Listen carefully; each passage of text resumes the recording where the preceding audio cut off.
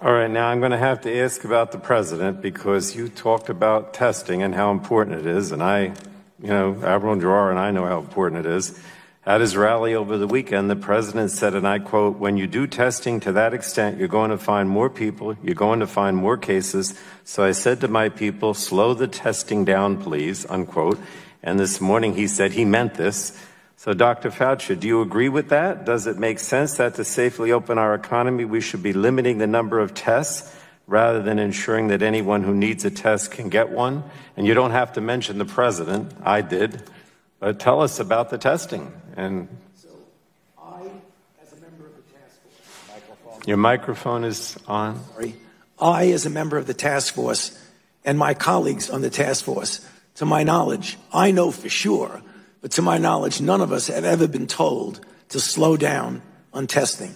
That just is a fact.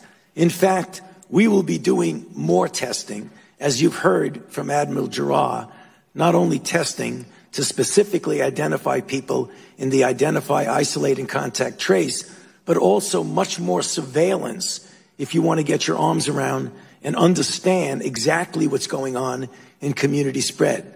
So it's the opposite. We're going to be doing more testing, not less.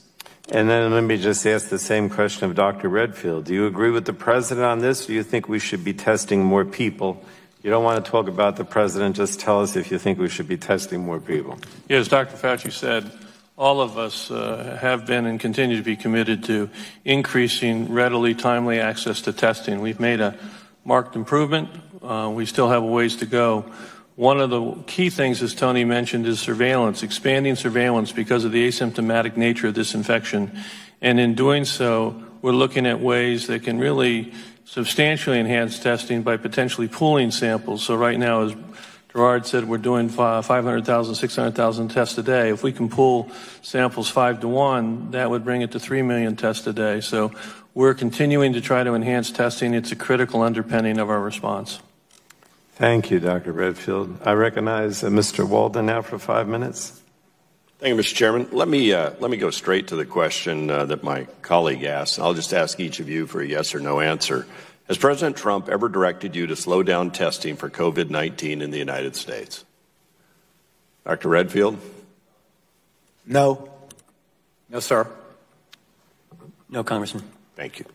All right, let's go to some other issues here. Dr. Hahn, you created a website, I believe, on the FDA site dealing with convalescent plasma and antibody-rich investigational therapies that may help fight the virus.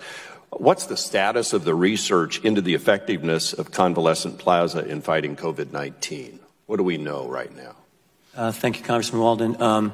Really important question from a therapeutics point of view. As everyone here knows, convalescent plasma is where you take the natural immunity from a person who's recovered from COVID-19, those antibodies, and then administer it to a person who's sick. So we have partnered with BARDA and HHS, as well as the Mayo Clinic, to develop what's called an expanded access program